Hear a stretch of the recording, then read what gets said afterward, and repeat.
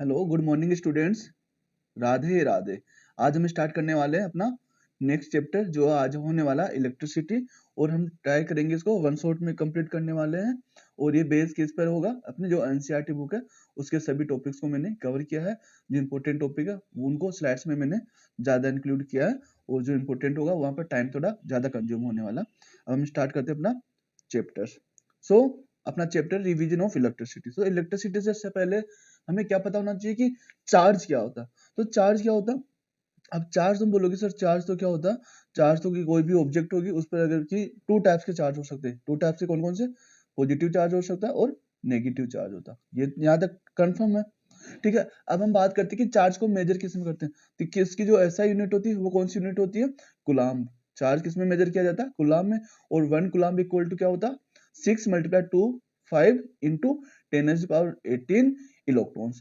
तो बोलोगे sir 1 electron equal to क्या हो जाएगा, तो इसको 1 इलेक्ट्रॉन करोगे तो इधर डिवाइड में आएगा तो क्या हो जाएगा 1.6 इंटू 10⁻⁻19 कुलाम। ये हो जाएगा 1 इलेक्ट्रॉन इक्वल टू, अंडरस्टैंड। और यहाँ पर चार्ज माइनस, क्योंकि इलेक्ट्रॉन पर क्या चार्ज आता, माइनस होता है, इसलिए यहाँ पर मेंशन करते हैं माइनस। तुम बोलोगे सर हाँ ये तो हमने देखा, ये हमने नहीं देखा, बट जो एक्चुअली जो इक्वेशन होती है वो यही रहती है, अंडरस्टैंड। अब हम बात करते हैं कि चार्ज की जो प्रॉपर्टीज क्या क्या हो सकती है। तो प्रॉपर्टीज क्या क्या हो सकती है, हमने स्टार्टिंग से हमने देखा है कि चार्ज क्या होते हैं। लाइक चार्ज तो क्या करते हैं, रिपेल करेंगे। अनलाइक चार्ज क्या करते हैं, अट्रैक्ट करते हैं। जैसे बोलते हैं फंडामेंटली क्या हो गया, लाइक क्या करेंगे, जो लाइक चार्ज होगा ना वो तो क्या करेंगे, रिपेल करेंगे, रिपेल करते हैं। और अनलाइक चार्ज क्या करते हैं, अट्रैक्ट करते हैं। यही तो होता है। नेक्स्ट देखते हैं कि कंजर्वेशन। कंजर्वेशन का मतलब होता है कि ना तो हम इसको प्रोड्यूस कर सकते हैं और ना डिस्ट्रॉय कर सकते हैं। और ये कब की बात है कि कोई जैसे कि ये पेन है, तो पेन में जितना चार्ज है ना वो उतना ही रहेगा, इसको हम ट्रांसफर कर सकते हैं। तो अगर बात करें हम इन आइसोलेटेड सिस्टम के लिए क्या होती है, कंजर्वेटिव होता है चार्ज। नेक्स्ट बोल रहा है क्वांटिनाइजेशन, ठीक है। तो Q इक्वल टू एन, जो एन है ना यहाँ पर, एन क्या क्या पॉसिबल हो सकता है, 1 2 3 4 ऐसे पॉसिबल होगा, ठीक है। ये कभी भी 0.5 या 0.6 पॉसिबल नहीं होगा, ठीक है। ये ऑलवेज किस में होगा, एक नंबर में होगा, तो ये किस में होगा, नंबर में। अब बात करते हैं एडिटिव नेचर। एडिटिव का मतलब है जैसे कि मेरे पास क्या 2 गुलाम है और 5 गुलाम है, तो दोनों को ऐड करूंगा तो कितना हो जाएगा, 7 गुलाम। बस ये एडिटिव का मतलब ये होता है कि इनको ऐड किया जा सकता है। अब हम नेक्स्ट बात करते हैं, इसके बाद हम क्या बात करते हैं, करंट की। तो इलेक्ट्रिक करंट क्या होती है, सबसे पहले हम जो स्पीड देखते हैं ना, स्पीड क्या होती है कि चेंज इन वेलोसिटी, यही तो बोलते हैं ना। तो करंट भी क्या हो जाएगी यहाँ पर, rate of the flow of charge. तो क्या बोलेंगे यहाँ पर, अगर इसकी डेफिनेशन देखेंगे तो the rate of flow of charge is called electric current. Clear है ना, कितना इजी है। इसका फॉर्मूला हम देखने चलते हैं।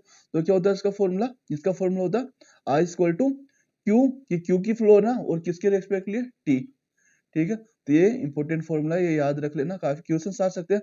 बट मैं बोलूँ कि क्वेश्चंस ये आएगा नहीं आएगा, क्यों, क्योंकि क्वेश्चंस अगर इसको हम मॉडिफाई करते हैं तो क्या हो जाएगा, क्यू इक्वल टू, ये टी इधर जाके मल्टीप्लाई हो जाए तो क्या हो जाएगा, Q equal to I T. तो क्वेश्चंस अगर आने के चांस है ना, वो इस इक्वेशन पर चांस रहते हैं। तो तुम बोलोगे सर क्यू का तो हमें पता ही नहीं, हमें तो आई का जरूर पता है। तो ये होता है क्वेश्चन, ठीक है। अब नेक्स्ट हम बात है कि इलेक्ट्रिक करंट होती है ना, उसको जो ऐसा यूनिट होता है ना वो एम्पियर होता है। इसको स्मॉल फॉर्म में क्या भी लिखता है, कैपिटल एम और पी, ये स्मॉल फॉर्म में ये भी लिखा जाता है इसको, ठीक है। अब इसको मेंशन किया गया है इस एक डायग्राम में, ठीक है। जिससे कि करंट है, और करंट की डायरेक्शन क्या होगी, पॉजिटिव एंड से निकलेगी, नेगेटिव एंड में एंटर करेगी। सेकंड पॉइंट, ये रेजिस्टेंस है, और जो ये क्या लगा हुआ, यह वोल्ट मीटर, क्या वोल्ट मीटर, और ये क्या एमीटर। वोल्ट मीटर मेजर करता जो पोटेंशियल डिफरेंस होता है उसको, और एमीटर कर वो मेजर करती है करंट को। यहाँ पर ये मैं ये नहीं बता रहा कि ये इंपॉर्टेंट है, इंपॉर्टेंट ये नहीं है, इंपॉर्टेंट ये वाली बात है। तो मैं देखो वोल्ट मीटर कहाँ लगा रखा है, इसके पैरेलल में लगा रखा ना, यहाँ पैरेलल में लगा रखा, और एमीटर कहाँ लगा रखा, सीरीज में लगा रखा, करेक्ट। अब मुझे बताओ मेरे पास क्या, तो मैं जैसे कि ए से बी पॉइंट पर जाना, ए से बी पॉइंट पर जाना, तो तुम एक या एक तो इस पथ को, वन पथ को फॉलो करोगे, या इस पथ को फॉलो करोगे। ये तो क्या कच्चा रास्ता है, और ये क्या है, सीमेंटेड रोड। तुम कौन से बोलोगे, अरे सर हम बोलेंगे कि यहाँ से तो हम इजीली जाएंगे ना, अगर अपने पास बाइक भी होगी या कार होगी तो हम यहाँ से इजीली मूव कर पाएंगे। जबकि यहाँ से इजीली मूव नहीं कर पाएंगे, क्योंकि यहाँ तो खड्डे भी है, कीचड़ भी है, सब कुछ चाहिए इस वाले सेकंड पथ पर। तो तुम बोलोगे सर यहीं पर मूव करेंगे, तो ये भी बात करेक्ट है। अब मुझे बताओ हम क्या चाहते हैं कि करंट यहाँ से मूव करे या यहाँ से मूव करे। तुम बोलोगे सर करंट तो यहाँ से मूव करवानी चाहिए, तो इसके लिए क्या करेंगे, इसका रेजिस्टेंस क्या होगा, यहाँ का आर क्या होगा, इन्फिनिटी होगा। बट इन्फिनिटी कभी पॉसिबल नहीं होगी, ये तो आइडियल कंडीशंस के लिए इन्फिनिटी होना चाहिए। तो हम क्या बोलेंगे, इसके जो ये होगा ना रेजिस्टेंस, ये क्या होना चाहिए, आर क्या होना चाहिए, मैक्सिमम होना चाहिए। ठीक है, अब ऐसे ही हम बात करें कि अगर करंट यहाँ से फ्लो करेगी ना, तो करंट को क्या करेगा, ये भी यूज करेगा, क्या करेगा, ये भी यूज करेगा, तो इससे क्या होगी, करंट थोड़ी सी खपत हो गया करंट के। तो हम क्या चाहते हैं कि इसका जो रेजिस्टेंस हो ना, ए का रेजिस्टेंस, इसका आर क्या होना चाहिए, 0 होना चाहिए।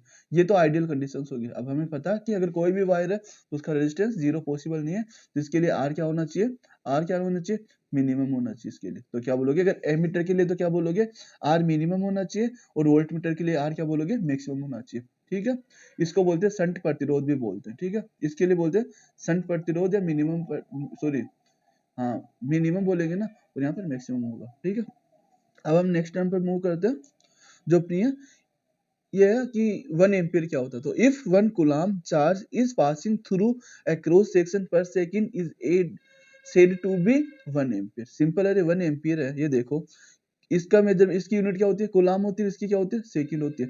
तो कूलम पर सेकंड होती है ना, उसको ही बोला जाता है एम्पियर, उसको ही बोला जाता है एम्पियर। अब मुझे बताओ 1 एम्पियर कब होगी, जब मैं बोलूं कि इसकी वैल्यू क्या हो, 1 कूलम हो, और इसकी क्या वैल्यू हो, 1 सेकंड हो, तब जो आने वाला अपने पास आंसर क्या आ जाएगा, 1 एम्पियर। तो सिंपल है, तुम्हारे क्वेश्चंस आते हैं कि 1 एम्पियर और 1 वोल्टेज क्या होता है। आगे भी ऐसे क्वेश्चन आएंगे, वो 1 यूनिट पूछेगा ना, तो यूनिट का पॉसिबल होगी जब ऊपर वाले की वैल्यू भी 1 पुट करूं और यहाँ पे भी वैल्यू 1 पुट करूं, तभी तो पॉसिबल है ना ये।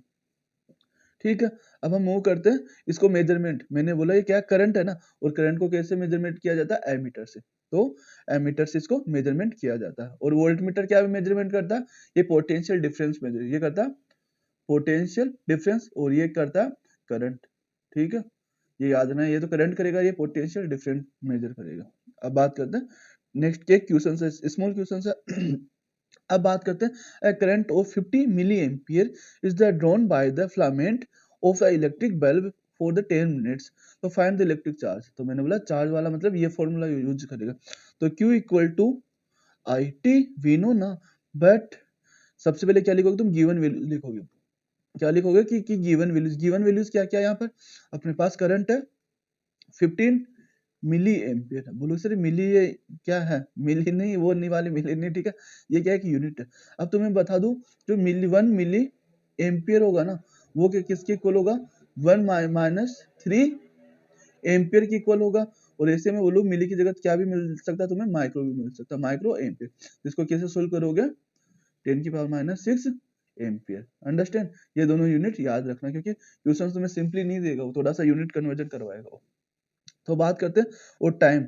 अब टाइम तुम किस में पुट करोगे, 10 मिनट है ना, तो 10 मिनट है, तो इसको पहले सेकंड में कन्वर्ट करोगे तो 10 मल्टीप्लाई 60 हो जाएगा, ये होगा ना सेकंड में कन्वर्ट करने। तो पुट करो वैल्यूज, आई की वैल्यू कितनी है 50, मैंने बोला 50। अब एम्पियर में रखना, तो मल्टीप्लाई किससे करोगे, 10 की पावर माइनस 3, ये हो गया एम्पियर, एम्पियर मल्टीप्लाई, अब क्या करोगे टाइम, टाइम कितना हुआ 10 मिनट्स, और सेकंड में किया तो सेकंड, ये हो गया, सॉरी 60 होगी ना, 60 सेकंड। अब बात करते हैं, इसको मैं नॉर्मली लिखूं तो कैसे हो सकता है, 10 की पावर माइनस 3 का मतलब इसको 1000 से डिवाइड किया होगा, तो इसको मैं क्या भी लिख सकता हूँ, इस वाले पोर्शन को मैं क्या लिख सकता हूँ, इसको 1 बाय ये भी लिख सकता हूँ। तो पुट करो, मेरे पास 50 है, 50 अपॉन, मैंने इस वाले को यहाँ पे लिखूंगा 100 मल्टीप्लाई कितना 10 मल्टीप्लाई 60। सोल्व करो क्या होगा, इस जीरो से ये जीरो कट, इस जीरो से ये जीरो, और इस जीरो से ये, तो कितना होगा, यहाँ पर अपना सोल्व करने पर आया, अपना आंसर आया 30। और यूनिट क्या होगी, एम्पियर, एम्पियर और सेकंड। इस एम्पियर सेकंड को क्या बोलते हैं, कूलाम बोलते हैं, क्या बोलते हैं, कूलाम बोलते हैं। ठीक है, और कूलाम या बोल सकते हैं 30 कूलाम आया। अंडरस्टैंड, अब हम मूव करते हैं नेक्स्ट पर, इलेक्ट्रस वो इलेक्ट्रिकल पोटेंशियल। अब इलेक्ट्रिकल पोटेंशियल क्या होता है कि किसी भी यूनिट चार्ज को किसी पर्टिकुलर पॉइंट पे लाते हैं ना, जैसे कि मैंने बोला इन्फिनाइट से मैंने क्या किया, एक चार्ज लेके आया, तो जो हमें जो एनर्जी देनी पड़ेगी ना, जो एनर्जी यूज हुई है, उसको बोलते हैं पोटेंशियल डिफरेंस। इसकी डेफिनेशन देखते हैं, सिंपल है, define as the amount of the work done is the bring a unit positive charge from infinity to the point। जैसे कि मैंने क्या किया, यहाँ इंफिनिटी है, यहाँ से मैंने क्या किया, चार्ज को इस पॉइंट पर लेके आता हूँ, और वो भी चार्ज कितना होगा, यूनिट मतलब 1 कूलम चार्ज को मैंने लेके आया, वो भी पॉजिटिव चार्ज। ठीक है, क्योंकि चार्ज नेगेटिव भी और पॉजिटिव भी। तो जो ये पोटेंशियल डिफरेंस है ना V, ये होता क्या होगा, W बाई Q। तो Q की वैल्यू कितनी हो गई, 1 हो गई, और मैं बोलूँ कि अपनी एनर्जी भी कितनी लगी यहाँ पर 1 जूल, उसको बोलेंगे 1 वोल्ट। बस ये सिंपल डेफिनेशन होती है। इसकी इक्वेशन क्या होती है, V equal to W by Q, ये पोटेंशियल डिफरेंस का फॉर्मूला होता है। अब इसकी जो यूनिट्स होती है ना, इसकी यूनिट क्या होती है, 1 वोल्ट इक्वल टू इसकी यूनिट भी वोल्ट होती है, और it is a scalar quantity. अब स्केलर क्या होता है, तुमने सुना होगा स्केलर क्वांटिटी और वेक्टर क्वांटिटी। वेक्टर मतलब जिसमें डायरेक्शंस भी हो और मैग्नीट्यूड भी हो, और स्केलर में क्या ओनली मैग्नीट्यूड डिपेंड करता है, डायरेक्शन डिपेंड नहीं करता। तो ये क्या होगी, ये है स्केलर क्वांटिटी, और इसकी जो 1 वोल्ट इक्वल टू क्या होगा, जूल पर कूलम। अरे सिंपल है ना, इसका तुम्हें पता जूल है और इसका क्या कूलम है, तो बस ये होता है। और क्या भी अगर सिंपली भी बोला जाता है वोल्ट होता है इसका, ठीक है। अब बात करते हैं इलेक्ट्रिकल पोटेंशियल डिफरेंस। डिफरेंस कब होगा, मैं बोलूँ कि मेरे पास एक पॉइंट ए है, एक पॉइंट बी है। मैंने क्या किया, अब इस बार चार्ज को ए से बी लेके गया हूँ, भाई चार्ज को क्या किया मैंने, ए से बी लेके गया हूँ, तो मैं बोलूंगा कि जो यहाँ का वी ए होगा और जो यहाँ का वी बी होगा ना, दोनों में जो डिफरेंस होगा उसको तो हम पोटेंशियल डिफरेंस बोलेंगे ना। तो इसके लिए पहले हम डेफिनेशन देखते हैं। डेफिनेशन है the amount of work done in bring 1 unit positive charge from one point to another is the refer to as a electrical potential between them. Simple मैंने बोला कि इन दोनों में जो डिफरेंस होगा उसको बोलेंगे इलेक्ट्रिकल पोटेंशियल डिफरेंस। तो कैलकुलेट करो, इसका हमें पता क्या होगा, इसका वीबी का देखेंगे तो क्या हो जाएगा, डब्ल्यू बी अपॉन क्यू, यही होगा ना। और यहाँ का अगर हम देखेंगे तो W A upon Q, correct है।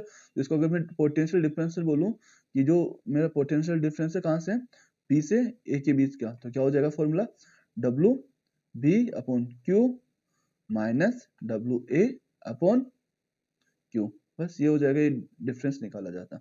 और तुम्हें बता दूं करंट का फ्लो क्या होगा, हाई पोटेंशियल से लो पोटेंशियल की तरफ मूव करेगी करंट।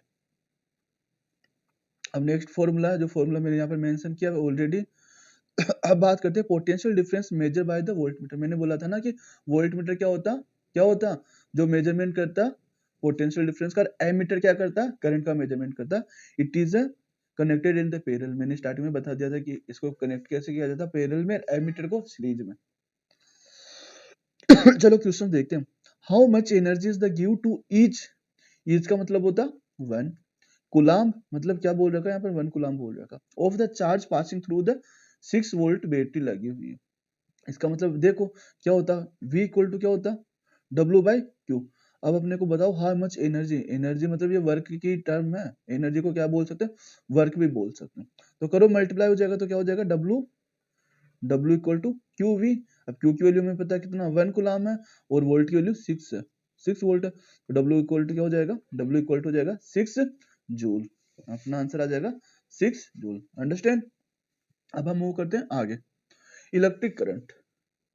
ठीक है, तो electric current, sorry electric circuit है ना, इलेक्ट्रिक सर्किट, सर्किट मतलब एक क्लोज परिपथ होगा, क्लोज पाथ होगा, a close in the continuous path through which electric circuit flow is known as a electric circuit. अब इसका जो एक डायग्राम होता है, ये होता है, इसमें क्या होता है, एक बैटरी होगी, स्विच होगा और बल्ब होगा और वायर होगी, ये अपना जो नॉर्मल फिलामेंट होता है।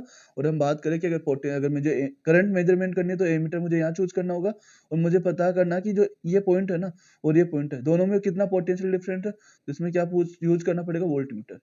ठीक है, अब हम बात करते हैं जो इसमें कि ये बल्ब वगैरह को, सर्किट रेजिस्टेंस को हम कैसे इंडिकेट करते हैं डायग्राम्स में। तो इलेक्ट्रिक सेल है, जो पॉजिटिव पार्ट और नेगेटिव पार्ट, जैसे ये सेल दिखा रखा है तो इसको जगह ये भी कर सकता था वो, इस वे में भी इंडिकेट कर सकता है। तो ये तो हो गई अपनी बैटरी, और बैटरी का कॉम्बिनेशन क्या होगा, ये माइनस और ये प्लस, इस साइड माइनस, फिर ये प्लस, इस साइड माइनस और ये प्लस। अंडरस्टैंड, इस वे में होगा कि जो ये स्विच है ना, स्विच को क्या बोला जाता है, की। तो ये इस कंडीशन में तो क्या, जो अपना सर्किट है ना वो ओपन सर्किट बोला जाएगा। ओपन सर्किट का मतलब ऑफ होगा वो, ठीक है। ऑफ सर्किट मतलब यहाँ पे करंट फ्लो नहीं होगी, और यहाँ पे क्या होगी, सर्किट ऑन होगी। मतलब सर्किट की बात करें ना तो इसको तो बोला जाएगा क्लोज सर्किट। क्या बोला जाएगा, क्लोज सर्किट। और ऑन यहाँ पे करंट दिखा रहा है, मतलब करंट फ्लो करेगी, यहाँ पर करंट क्या करेगी, फ्लो करोगी, यहाँ पर करंट क्या करेगी, फ्लो नहीं करेगी, क्योंकि सर्किट क्या है, ओपन सर्किट है। सेम इसी को हम ये भी देख सकते हैं, तो जो ये दोनों केस है ना वो सेम है, और ये दोनों केस सेम है। अब बात करते हैं जॉइंट, अगर जैसे कि मैं बोलूँ कि मुझे एक और यहाँ पर क्या करना था, एक फैन का भी क्या करना था, एक और जैसे कि यहाँ पर एक बल्ब है, तो दोनों को क्रॉस किया तो ये क्या हो गया, जॉइंट हुआ ना यहाँ पर, तो ये वायर जॉइंट हो गए। यहाँ पर क्या होगी, यहाँ पर जॉइंट नहीं है, यहाँ पर वायर क्रॉस किया गया, मतलब ये दोनों एक दूसरे को टच नहीं कर रही ऊपर से। ये किसका, बल्ब का सिंबल है, ये रेजिस्टेंस का सिंबल है, और ये किसका सिंबल है, तुम बोलोगे तुमने आयरन देखी होगी ना, जो आजकल जो आयरन आती है ना, तुमने देखा होगा ना, उस पर लिखा होगा वुलन भी लिखा होगा, कॉटन भी लिखा होगा और पॉलिस्टर वगैरह लिखा होगा। तो तुम क्या करते हो, जो गोल उसमें स्विच आता है ना, उसको तुम क्या करते हो, राउंड करते हो। तो राउंड करने से क्या होगा, उसमें रेजिस्टेंस क्या होगा, फिट होगा, मतलब फिक्स होगा।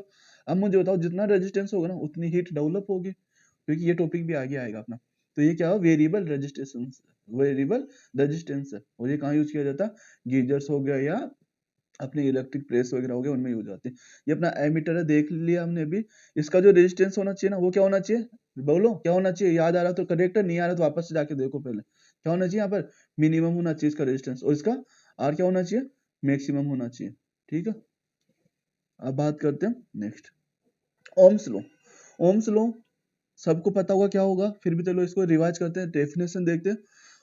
ओम्स ने ये बोला, जो ओम्स है ना, उन्होंने ये बोला, ओम्स सर ने, कि अगर कोई भी जैसे कि एक वायर है ना, ये वायर है, अगर इसमें हम क्या क्या कांस्टेंट रखे, कांस्टेंट रखे इसमें हम टेम्परेचर कांस्टेंट रखे, प्रेशर कांस्टेंट रखे और इसमें स्ट्रेन कांस्टेंट रखे, तो क्या होगा, जो वी होगा ना यहाँ पर, जो इन दोनों के जो पोटेंशियल डिफरेंस होगा, वो किसके प्रोपोर्शनल होगा, आई के प्रोपोर्शनल होगा। उन्होंने ये बोला, सिंपली उन्होंने बोला कि it means I proportional to V, या बोले वी प्रोपोर्शनल टू आई होगा, ये बोला उन्होंने। ठीक है, तो इन्होंने एक डायग्राम दिया जिसमें ये वोल्टेज है और ये करंट है। ठीक है, अब इसमें क्या हो, जैसे कि क्वेश्चंस आए तुम्हारे पास, मैंने एक डायग्राम बना दिया। चलो पहले थोड़ा सा एक्सप्लेन कर देता हूँ। इन्होंने बोला ये कंडीशन होगी तो क्या होगी, V प्रोपोर्शनल क्या हो जाएगा, I होगा।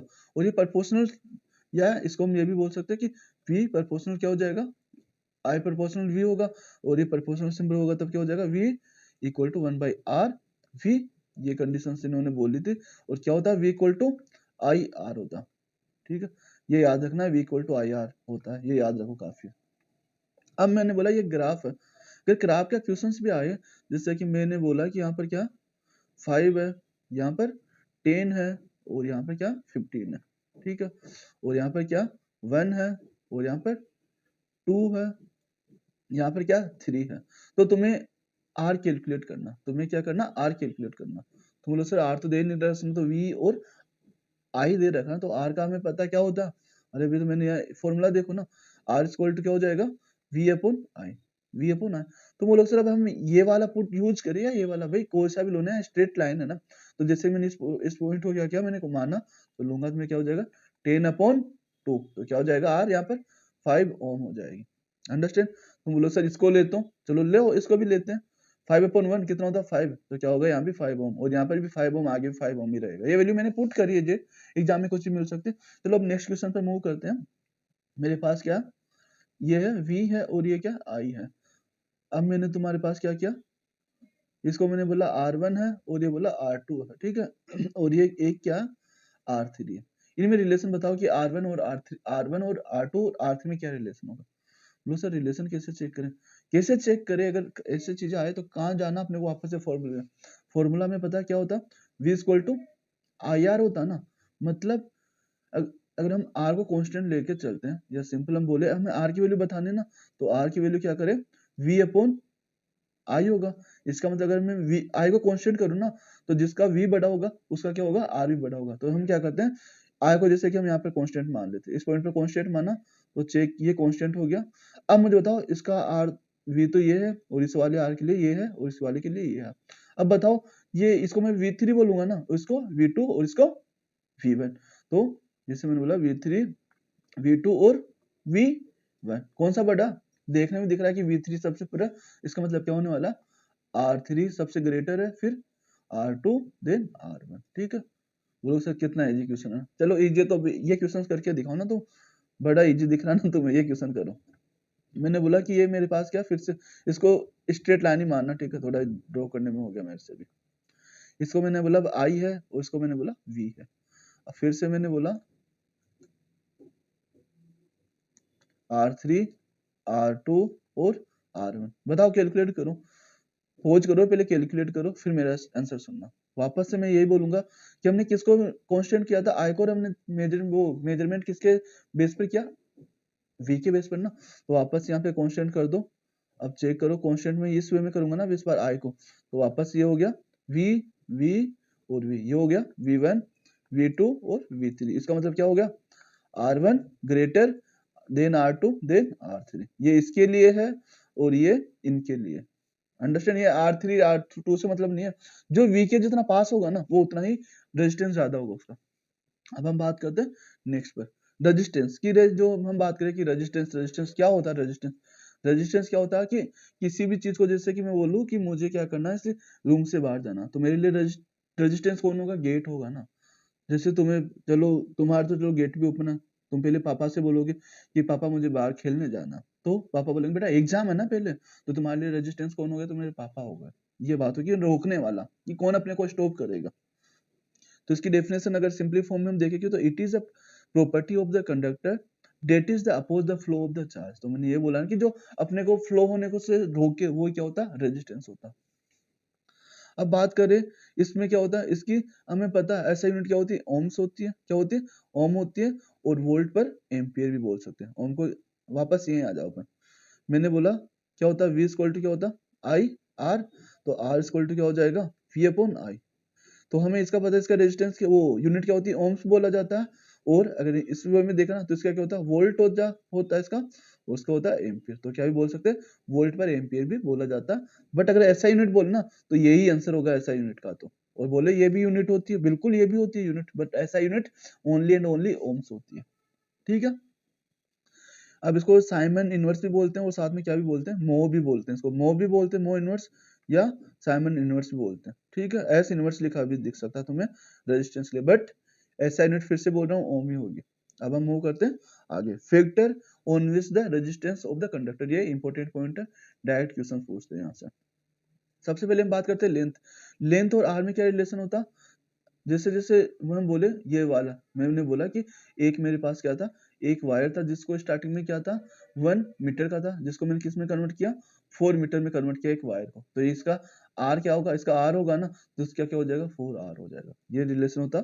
सेकेंड रिलेशन होता कि क्रॉस सेक्शन एरिया, कि जैसे कि ये क्या, ये वायर है और ये इसका क्रॉस सेक्शन एरिया, ये क्या हो गया एरिया, और ये वायर है एल। ठीक है, अब इसमें रिलेशन क्या होता, आर का रिलेशन होता 1/एरिया होता, 1/एरिया। बट क्वेश्चन डायरेक्ट एरिया से नहीं आता, वो क्वेश्चन पूछता है कि रेडियस से। तो एरियस का हमें पता क्या फॉर्मूला था, पाई आर स्क्वायर। तो ये रिलेशन याद रखना कंप्लीट। ठीक है, तो बोलेगे कि अपने पास 2 एरिया गिवन होगा कि R1 और R2 में क्या रिलेशन होगा, तो ऐसे देखना कि ये क्या रेडियस यहाँ पर आएगी 1, वो भी स्क्वायर में है। अब चेक करते हैं next, nature of the material. तो बोल रखा कि some materials create least hindrance in the hence are the called good conductor. चलो यहाँ से क्वेश्चन बताओ तुम्हें, जो बेस्ट कंडक्टर है ना, बेस्ट कंडक्टर कौन सी मेटल है, तुम बोलोगे सर कॉपर। क्या है, कॉपर नहीं है। क्या है बेस्ट कंडक्टर, सिल्वर है, एजी बेटा सिल्वर। ठीक है, तुम बोलोगे सर अगर बेस्ट कंडक्टर सिल्वर है तो सिल्वर को ही तो हमें एज अ वायर के फॉर्म में यूज करना चाहिए। मैं बोला करो, किसने मना किया भाई, सिल्वर का रेट क्या पता तुम्हें, पता भी 70,000 के समथिंग है अभी सिल्वर का रेट, और कॉपर का बेचारा होगा यही 50 के समथिंग होगा इसका प्राइस। अब मुझे बता तुम इसका यूज करोगे या इसका यूज करोगे। चलो एक और बात मजे की बात करते हैं, चलो हम इसका यूज भी कर ले, गवर्नमेंट कैसे भी करके लगा दे ये भी, बट फिर पता चले सोए थे हम पंखे की हवा में, और सुबह पंखा तो बट चल ही नहीं रहा, क्यों से चलेगा भाई, चोर तो इसको ही चुरा ले जाएंगे ना, तो फिर कोई गरीबी कैसे रहेगा। वैसे ही पहले तो तुमने सुना होगा ना कि लाइट की चोरी होती है, फिर पता चला कि लाइट के तारों की चोरी होने लग गई अगर सिल्वर का यूज करेंगे तो क्या होगा, बेस्ट कंडक्टर क्या होता, सिल्वर होता है, और वैसे हम यूज करते हैं कॉपर। अगर बेस्ट की बात करें ना तो फर्स्ट तो ये बेस्ट होता है, और सेकंड कॉपर होता है, इसलिए कॉपर का यूज किया जाता है क्योंकि ये चीप होता है कंपेयर इसके। सेकंड पॉइंट एक और बता दूं मैं तुम्हें, एक प्रॉपर्टी होती है डक्टाइलिटी। क्या होती है, डक्टाइलिटी। डक्टाइलिटी का मतलब होता है किसी मेटल को किसी वायर में कन्वर्ट करना। तो जो 1 ग्राम गोल्ड है ना, 1 ग्राम गोल्ड, एयू बोलते हैं गोल्ड को, एयू को क्या कर सकता है, 1 ग्राम को ही 2 किलोमीटर वायर बनाई जा सकती है, इतनी डक्टाइलिटी होती है। और ऐसे बोलो मेलेबिलिटी, तो मेलेबिलिटी और डक्टाइलिटी किसकी सबसे ज्यादा होती है, गोल्ड की ज्यादा होती है। ये याद रखना, डक्टाइलिटी एंड मेलेबिलिटी, चैप्टर नंबर 3 का क्वेश्चन आता है ये। और ये फर्स्ट इस चैप्टर का क्वेश्चन आता है कि कौन सा बेस्ट कंडक्टर होता है, तो कौन सा होता है, सिल्वर। अब हम मूव करते हैं, चलो ये हो गया था ये, the resistance both are the conductor increase the temperature of the such as a conductor resistance. बोला कि टेम्परेचर बढ़ाने से क्या होगा, रेजिस्टेंस इंक्रीज होगा। क्यों, क्योंकि जैसे कि मैंने बोला कि एक वायर है मेरे पास, ये क्या है, एक वायर है। ठीक है, अब इसमें इलेक्ट्रॉन्स की डायरेक्शन ये होगी। ठीक है, इलेक्ट्रॉन्स की डायरेक्शन जैसे कि ये है, अब जैसे टेम्परेचर बनाऊंगा तो इनमें जो क्या रेंडमनेस क्या होगी, इंक्रीज होगी। तो इसकी जैसे मैंने बोला इसकी डायरेक्शन इस वे में हो गई, इसकी डायरेक्शन इस वे में हो गई, इसकी डायरेक्शन इस वे में हो गई, ठीक है। तो टेम्परेचर बढ़ाने पर रेंडमनेस इंक्रीज होती है, इसलिए क्या होती है रेजिस्टेंस क्या होती है, प्रोपोर्शनल होता है टेम्परेचर के, ये याद भी रखना। अब इसका फॉर्मूला हम बात करेंगे, ओवरऑल हम बात करूं तो रेजिस्टेंस किसके प्रोपोर्शनल हो गए, मैंने बोला आर के तो प्रोपोर्शनल हो गए, और किसके इनडायरेक्टली वो हो गई एरिया के। अब जब प्रोपोर्शनल को सिंबल को रिमूव करने जाऊंगा तो क्या होगा, यहाँ पर एक टर्म आती है रो इक्वल टू एल अपॉन ए, इसको बोलते हैं रेजिस्टिविटी। अब रेजिस्टिविटी क्या होती है, इसके लिए अपना नेक्स्ट टॉपिक है रेजिस्टिविटी। अब बात करते हैं रेजिस्टिविटी पे, ठीक है। Resistivity of any material is the defined is the electric resistance offered by a conductor of a unit cross section area पर लेंथ। बोल रखा है कि जो आर है ना, आर है वही रेजिस्टिविटी, बट कब होगी वो, जब क्या हो एक यूनिट तो क्या हो एरिया हो, मतलब वन एरिया क्या होगा 1 मीटर स्क्वायर हो, और एल भी क्या 1 मीटर हो, दोनों एक 1 1 होगी, तब क्या होगी रजिस्टर और रेजिस्टिविटी इक्वल हो जाएगी, ये बोला। अब हमें पता है कि फॉर्मूला ये होता है resistance equal to resistivity L upon A. अब वापस से अगर मैं इसको क्रॉस करने जाऊंगा, जैसे कि हमें ये निकालना है रेजिस्टिविटी, तो एरिया तो इधर मल्टीप्लाई में जाएगा, लेंथ क्या आएगी यहाँ पर डिवाइड में आएगी, तो क्या हो जाएगा rho equal to L upon sorry हाँ एल तो डिवाइड में जाएगी ना, एल डिवाइड में जाएगी, ए मल्टीप्लाई में जाएगा, और आर एजीटी से आएगा, तो क्या होगा ये, ठीक है। तो resistivity R A upon L होता है, ये एल है, ठीक है, ये होता है रेजिस्टिविटी। अब बोल रखा कि रेजिस्टिविटी क्या होती है, रेजिस्टिविटी एक स्पेसिफिक कैरेक्टर्स होता है, जो कि एक स्पेसिफिक मटेरियल का डिफरेंट रेजिस्टिविटी होती है। जैसे कॉपर की रेजिस्टिविटी डिफरेंट होगी और सिल्वर की रेजिस्टिविटी डिफरेंट होगी। ये डिपेंड नहीं करता लेंथ पर, क्योंकि लेंथ पे कैसे करेगा, हमने पहले फिक्स कर दिया ना, ये कैसे मेजर किया जाता है इसको 1 मीटर स्क्वायर और 1 मीटर लेंथ के लिए मेजरमेंट किया जाता है, उसको हम रेजिस्टिविटी बोलते हैं। तो ओनली और एंड ओनली किस पर डिपेंड करता है, टेम्परेचर और साथ में मटेरियल पर, दो चीजों पर डिपेंड करता है, एक तो मटेरियल एंड टेम्परेचर, अंडरस्टैंड। अब हम बात करते हैं आगे। इन्होंने बोल रहा कि increase the length increase the resistance, resistance है यहाँ पर of the body but not a resistivity, क्योंकि रेजिस्टिविटी तो हमें पता है ना फिक्स है, ये ओनली डिपेंड करेगी एक तो मटेरियल पर डिपेंड करेगी और टेम्परेचर पर डिपेंड करेगी, ये याद रखो ओनली। अब हम मूव करते हैं कॉम्बिनेशन ऑफ द रेजिस्टेंस। तो इसके लिए क्या होता है, तुमने मोस्टली सभी ने पढ़ा होगा, क्या होता है कॉम्बिनेशन का मतलब ऐड करना, और किसको ऐड करना, रेजिस्टेंस को। अब क्या दो सीक्वेंस चलते हैं अपने एनसीईआरटी में, दो सीक्वेंस गिवन है, एक तो पैरेलल गिवन है, एक सीरीज गिवन है, तो मैं वन बाय वन डिस्कस करते हैं क्या होता है। सबसे पहले हम देख करते हैं सीरीज का। इसमें क्या होगा, टू और more resistance are said to be combined in series when they are the connected end to end. बोला कि अगर एंड से एंड जुड़े होंगे उसको हम सीरीज बोलते हैं। इसके लिए डायग्राम बना दूं मैं, जैसे कि मैं बोलूं कि ये क्या R1 है और ये क्या R2 है, इसको मैं क्या बोलूंगा, इसको बोलूंगा रेजिस्टेंस, इसको बोलूंगा सीरीज, ठीक है। अब इससे पहले हम क्या करते हैं, इसका पैरेलल का देखते हैं। पैरेलल के लिए इन्होंने बोल रखा कि term are the connected to the same two nodes. बोला कि एक जो इनके नोड्स है ना, सॉरी एंड्स है ना, वो सेम नोड पर जुड़ने चाहिए। जैसे कि मैंने बोला ये क्या आपने, इसको मैंने बोला R1 है और ये क्या R2 है, दोनों किस पर जुड़ेंगे, सेम नोड पर, ये जुड़ गए सेम नोड पर, ठीक है। चलो यहाँ पे एक बैटरी लगा दी मैंने, पॉजिटिव है इस साइड क्या नेगेटिव है, पॉजिटिव है बड़ी साइड पॉजिटिव, छोटी साइड नेगेटिव। इसमें भी मैंने एडिटिव से ही किया, पॉजिटिव नेगेटिव, ठीक है। यहाँ R2 है और यहाँ पर R1 है। अब बात करते हैं, मुझे बताओ यहाँ पर करंट अगर फ्लो होगी, इसमें से करंट फ्लो होगी ना आई, यहाँ से आई जाएगी तो यहाँ पर भी आई ही रहेगी, यहाँ पर भी आई रहेगी, यहाँ पर भी आई, मतलब जो यहाँ की करंट है ना वो यहाँ की करंट इक्वल होगी, यही होगी ना, करंट तो इक्वल होगी, ठीक है। बट अगर मैं यहाँ पर बात करूँ तो मैं, जैसे कि मैंने बोला एक तो मैंने यहाँ पर एक वोल्ट मीटर यहाँ पर लगाया और वोल्ट मीटर मैंने यहाँ पर वोल्ट मीटर लगाया, तो दोनों में क्या होगा, इन दोनों पे वोल्टेज तो क्या होगा सेम होगा, जैसे मैंने बोला 1 और 2 का वोल्टेज तो क्या होगा सेम होगा, बट करंट आई क्या होगी डिफरेंट होगी, यहाँ पर क्या होगी आई क्या हो जाएगी डिफरेंट। जैसे मैंने बोला इसमें जो करंट जाएगी वो I1 है और इसमें जो जाएगी वो I2 है, अंडरस्टैंड, अंडरस्टैंड यहाँ तक। और इसमें मैं बोलूँ यहाँ पर जो I1 है ना, I1 इक्वल टू I2 होने वाला, बट जो V1 है वो V2 इक्वल नहीं होने वाला, ये वाली कंडीशन होगी। जब कॉम्बिनेशन देखते हैं ना सीरीज का, तो हम कैसे निकालते हैं, R इक्विवेलेंट क्या हो जाता है R1 plus R2 equal to, जो भी अगर होगा तो आगे ऐड कर लेंगे। यहाँ पर क्या होता आर इक्विवेलेंट इक्वल टू क्या होता 1/R1 प्लस 1/R2, ये चलता। डन। अब यहाँ बात करते हैं, मैंने बोला कि जैसे कि मेरे पास क्या एक रेजिस्टेंस ये है, एक रेजिस्टेंस ये है, फिर नेक्स्ट ये है, फिर नेक्स्ट ये है, तो ये क्या एन रेजिस्टेंस है, ये क्या एन रेजिस्टेंस है, और ये मैंने बैटरी ऐड कर दी यहाँ पर, और इसे मैंने किया यहाँ पर एक रेजिस्टेंस ये है, रेजिस्टेंस रेजिस्टेंस और डॉट डॉट करके ये क्या आर एम रेजिस्टेंस है। ठीक है, सभी को मैंने ऐड किया पैरेलल में।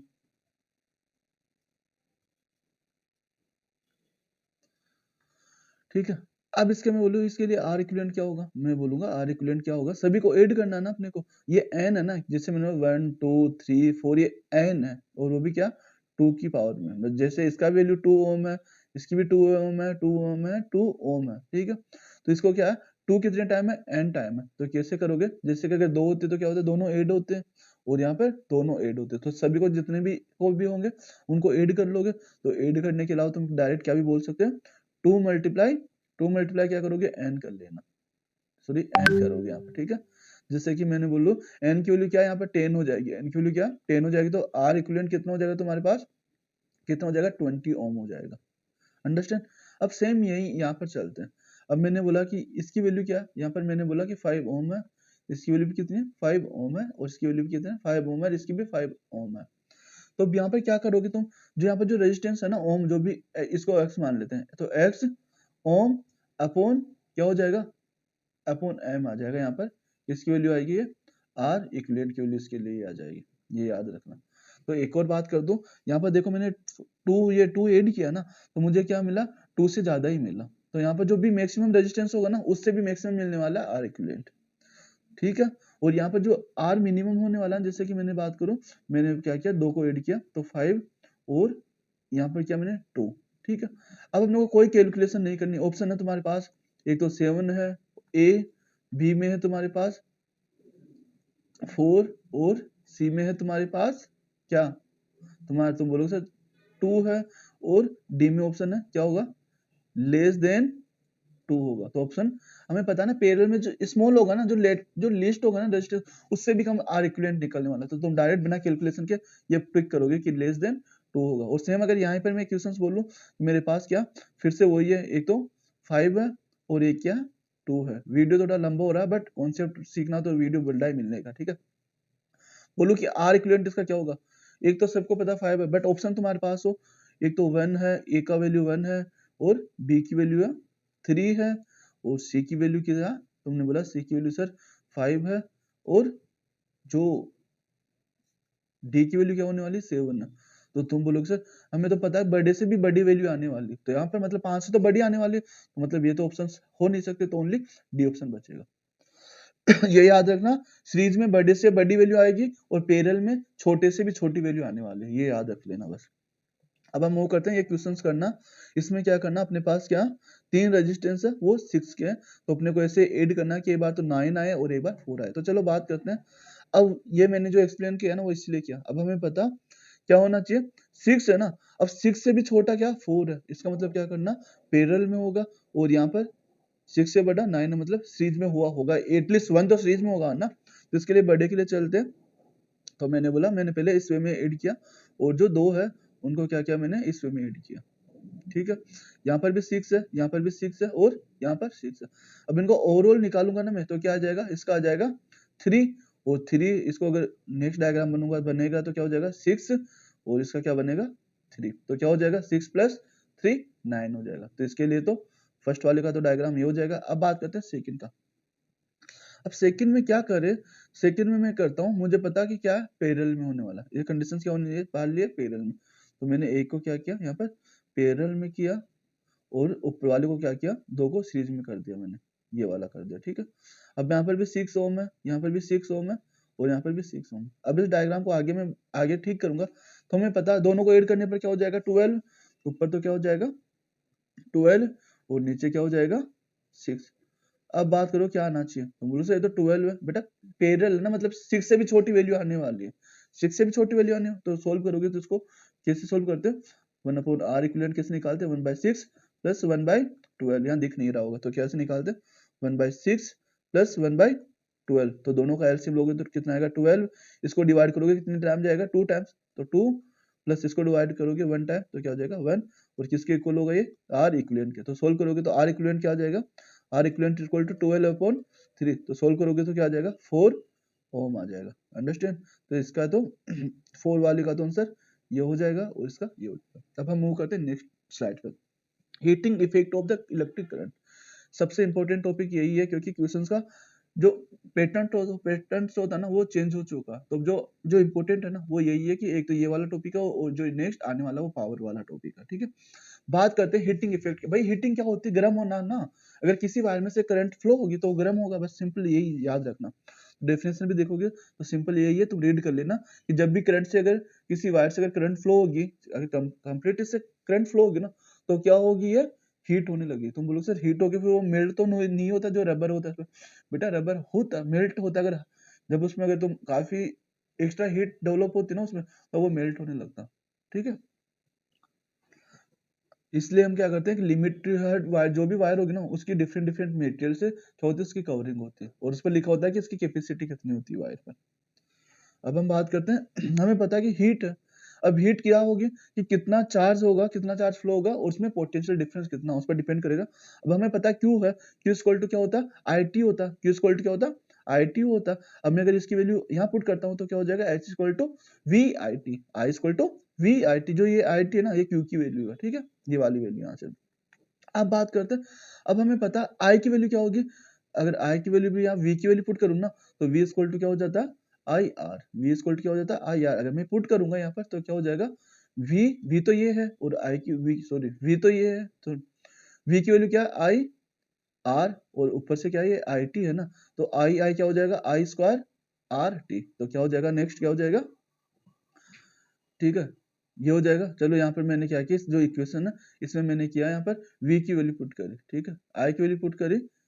ठीक है, तो ये आ जाएगा अपना। नेक्स्ट में चेक करते हैं, ठीक है वापस मैं बता देता हूँ यहाँ से, तो थोड़ा कंफ्यूज हो रहे हो तो h इक्वल टू क्या होता है हमें पता क्यू वी है। ठीक है, और q इक्वल टू क्या होता है आई टी और v एजिटिस रखा हमने। ठीक है, अब हमारा जो नेक्स्ट टर्म है उसमें v है, मतलब किसकी वैल्यू रखी हमने i की वैल्यू रखी और हमें पता v इक्वल टू क्या होता आई आर होता, तो आई आर होता। तो हमने क्या किया आई की वैल्यू पुट करनी ना, तो v यहाँ आर को यहाँ भेजेंगे तो क्या हो जाएगा आई आई की तो पुट करना तो v अपॉन आर आई और v, तो v क्या हो जाएगा स्क्वायर हो जाएगा, तो क्या हो जाएगा v स्क्वायर टी। अब हमें पता v की वैल्यू क्या होती है आई स्क्वायर आई आर, अब इसके स्क्वायर है तो इन पर भी तो स्क्वायर आने वाला है ना, तो अब यहाँ पर क्या करेंगे दोनों को स्क्वायर पुट करेंगे तो क्या हो जाएगा आई स्क्वायर और आर टी। तुम बोलोगे सर आई भी स्क्वायर है आर भी स्क्वायर है, बेटा यहाँ आर अपॉन में भी तो था ना पहले, तो से आर ये वाला कैंसिल हो जाएगा, क्या बचेगा ये वाला। और ये इक्वेशन काफी इंपॉर्टेंट है, इसको बोलते हैं क्या बोलते हैं इसको क्या बोलते हैं, ये बोलते हैं क्या बोलते हैं जूल्स इक्वेशन बोलते हैं। ठीक है, और इस रूल को बोलते हैं जूल हीटिंग इफेक्ट बोलते हैं।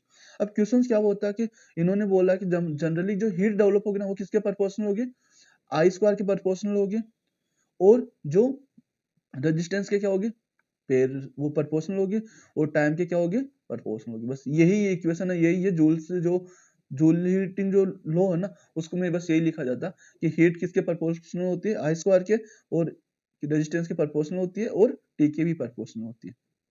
अब हम बात करते हैं क्वेश्चन से, अच्छा क्वेश्चन से इन्होंने बोल रखा कि इन इलेक्ट्रिक आयरन रेजिस्टेंस क्या 20 ओम है, मतलब जो आर की वैल्यू क्या क्या है 20 ओम। अब मैं बोलता हूँ पहले गिवन वैल्यूज लिखते हो ना तुम, गिवन वैल्यूज उससे क्या मिलता है अपने को, हमें पता चलता है कि ये चीजें गिवन है तो अपने को फॉर्मूला कौन सा यूज करना है इन सब में से, तो हमें आइडिया लग जाता है। आई की वैल्यू क्या है 5 एम्पियर है और टाइम दे रखा है, अब बताओ कौन सा लगेगा, सिंपली 30 मिनट्स। तुम लोग सर इसमें आई भी गिवन है आर भी गिवन है टी मतलब ये वाला लगेगा, तो करो पुट वैल्यू, वो सोल्व करते हैं। V equal to I square R T, तुम बोलोगे आई की वैल्यू 5 का स्क्वायर करोगे मल्टीप्लाई आर की वैल्यू 20, अब टाइम 30 गलत हो जाएगा, सेकंड्स में रखना है यहाँ पर वैल्यू, तो 30 मल्टीप्लाई 60, इसको सोल्व करोगे तो चलो सोल्व करते हैं, कितना हो जाएगा 25, कितना 25 मल्टीप्लाई 20 इंटू इसका क्या हो जाएगा 18 और 20 एजिटिस रखोगे तो आगे सोल्व करोगे तो कितना हो जाएगा 50 और ये 0 एजिटिस मल्टीप्लाई ये वाला। ठीक है, और ये हीट है ना। अब हीट भी तो क्या होती है, एनर्जी की टर्म में होती है। क्या होती है, हीट भी एनर्जी की टर्म में होती है। तो ये क्या हो जाएगा, ये तुम्हें मिल जाएगा, ठीक है, इतनी जूल हीट जनरेट होगी। अंडरस्टैंड, इसको मल्टीप्लाई कर लेना और आगे, और इसमें तुम क्या भी कर सकते हो, 1 किलो जूल में भी कन्वर्ट, तो किलो में क्या करोगे, 1000 से डिवाइड करोगे। अब हम वो करते हैं लास्ट टॉपिक है इस चैप्टर का, इलेक्ट्रिक पावर। सिंपली पावर क्या होती है, पावर होती है कि कैपेसिटी की वो वर्क डन कितने स्पीड में करता है, मतलब कितने टाइम में वो कितना वर्क करता है, वही तो कैपेसिटी होती है ना। जैसे कि मैंने बोला कि अपने पास क्या एक कोई भी वर्क है, ठीक है, ये वर्क है, इसको 1 ह्यूमन है ना, एक ह्यूमन क्या करता है, इसको 1 डे में कंप्लीट करेगा, 1 डे में। तो बोलोगे सर 2 ह्यूमन होंगे ना, अगर 2 आदमी है तो इस वर्क डन को कितना करेंगे, मैं बोलूंगा मैं जाहिर सी बात है, अगर अकेला इसको एक दिन ले रहा ना, तो ये कितना लेगा, दोनों मिलकर क्या करेंगे, 0.5 डे में कंप्लीट कर देंगे। यही तो मतलब कैपेसिटी, कि कैपेसिटी 2 की बढ़ेगी, 2 मिलकर तो जल्दी काम करेंगे ना। और मैं बोलूंगा कि एक क्या एक अच्छा हट्टा खाटा पहलवान है, वो इसी काम को क्या करता है, वो इसी वर्क को क्या करते हैं 0.8 डे में कंप्लीट करता है। तो जो ए, इसको ए बोलता हूँ, इसको बी बोलता हूँ, इनको सी, तो इनकी तो डिफरेंट है वर्क कैपेसिटी, इनकी डिफरेंट है, तो इसको बोलते हैं पावर। तो डेफिनेशन क्या, तो measure the rate of the electric energy transfer by the electric circuit per unit time, बस यही है। अब इसको क्या होती है, जो ऐसा यूनिट होती है क्या होती है, वोल्ट होती है, उसकी वोट होती है, इसकी वोल्ट होती है, ठीक है। अब बात करते हैं, मैंने बोला कि पावर क्या होती है, W/T, मतलब कितनी स्पीड से वो वर्क करेगा, और W मतलब वर्क, और कितनी मतलब क्या है उसकी क्या फ्रीक्वेंसी है, कितने मतलब 1 आवर लेगा या 10 मिनट्स लेगा या 2 आवर्स लेगा, वो उसकी कैपेसिटी है। इसको W इक्वल टू में पता क्या होता, VQ, जो भी लास्ट इक्वेशन में भी देखा, और इससे पहले हमने ये भी तो देखा ना कि क्या होता, V इक्वल टू क्या होता है, W/Q, यही तो था ना उसका पोटेंशियल डिफरेंस वाला चैप्टर। पोटेंशियल डिफरेंस वाले टॉपिक में ये था ना, तो W इधर जाएगा तो क्या हो जाएगा, W equal to Q V. इसलिए मैंने बोला हीट भी क्या होती है, वो ये होती है एनर्जी टर्म, ये पुट होगा। अब नेक्स्ट में वी, अब इन्होंने क्या किया यहाँ पर, किसके यूज कर दे, Q/T होता है ना, इसको क्या लिखते हैं, R भी लिखते हैं, क्या लिखते हैं, R भी हो जाए, ठीक है। इसको इन्होंने इसको चेंज किया, तो क्या आया अपने पास, P equal to V² upon R, ठीक है। अब हम बात करते हैं नेक्स्ट, जो कि हमें पता कि P इक्वल टू क्या होता है, P equal to VI, P equal to क्या भी होता है, VI भी होता है। और इसको अगर चेंज करोगे, सिंपली फॉर्मूला अपने पास, एक तो तुम्हें ये याद रखना और एक ये याद रखना, और ये याद रखना कि 1 किलो वोट पर हावर में क्या होगा, किलो का मतलब क्या होता है भाई, किलो का मतलब होता 1000, ठीक है। हावर का मतलब कितना होगा, इसको हावर में कंप्लीट करोगे तो 3600 से मल्टीप्लाई करना पड़ेगा, और वोट तो वोट, इनको मल्टीप्लाई करोगे तो यहाँ पर वैल्यू क्या आ जाएगी तुम्हारे पास, 1 किलो वोट की क्या वैल्यू हो जाएगी, जूल में क्या हो जाएगी 3600, ठीक है, 36 इंटू क्या है, यहाँ पे 0 और यहाँ पे 0, तो 10⁵, ये आ जाएगी अपने पास। अब हम बात करते हैं आगे क्वेश्चन से, ये क्वेश्चन है विच यूज मोर एनर्जी, कि एक अपने पास क्या टीवी है और एक क्या टोस्टर है, तो कौन सा ज्यादा एनर्जी लेगा, तो एनर्जी हमें पता, P इक्वल टू क्या होगा, W/T। तो अब हम पहले बात करते हैं टीवी के लिए, तो टीवी कितना लेगा, टीवी के लिए एनर्जी मतलब क्या होगा, अरे यहाँ पे क्या हो जाएगा, W इक्वल टू P.T हो जाएगा ना, इसको इक्वल करेंगे तो ये हो जाएगा। तो इन्होंने वोल्ट दे रखा है, तो मतलब टाइम से मल्टीप्लाई करना अपने को, तो हमने टीवी के लिए कितनी वर्क डन करना पड़ेगा, इनको बोलेंगे 250 मल्टीप्लाई 1 आवर को वो चेंज करोगे ना, तो किसमें चेंज करोगे, 3600 हो गया। और हमें बात करें टोस्टर की, अगर टोस्टर के लिए बात करते हैं, तो इसके लिए क्या हो जाएगा, W हो जाएगा इसका 1200 मल्टीप्लाई 10 मिनट्स, मतलब 10 मल्टीप्लाई 60। तो सोल्व करोगे तो अगर सिंपली ये देखो तो कितना होगा, तो ये वैल्यू क्या होने वाली, ज्यादा आने वाली तुम्हारे। तो आंसर पूछ रहा है किसका ज्यादा होगा, तो किसका ज्यादा होगा, इस वाली वैल्यू का ज्यादा होगा, इसको कैलकुलेशन कर लेना, ठीक है। ये चैप्टर फिनिश हो गया। अब तुम्हारा क्या है, अगर अच्छा लगे वीडियो तो शेयर कर देना, और दूसरी बात, अगर थोड़ा अभी भी कंफ्यूजन है तो वापस से जाके वीडियो देखो, और नेक्स्ट जो प्यारा सा रहता है हमारा थैंक यू है हमारी टीम की साइड से, और best of luck your exams. अगर तुम्हें नेक्स्ट चैप्टर चाहिए, कौन सा चाहिए, किसका 1 शॉट वीडियो फास्टली चाहिए, वो हमें कमेंट करके बता देना, तो वो तुम्हें उस पर हम काम करते हैं नेक्स्ट में, ठीक है। और मैंने पहले भी बोला था मैं एक लाइव क्लास करने की का प्लान है, तो तुम बता देना मुझे कि 27 से लेकर 1 तारीख के बीच में कब उसको लाइव करना चाहिए मुझे, ठीक है। 27 फेब से 1 मार्च, ठीक है। Bye bye, take care.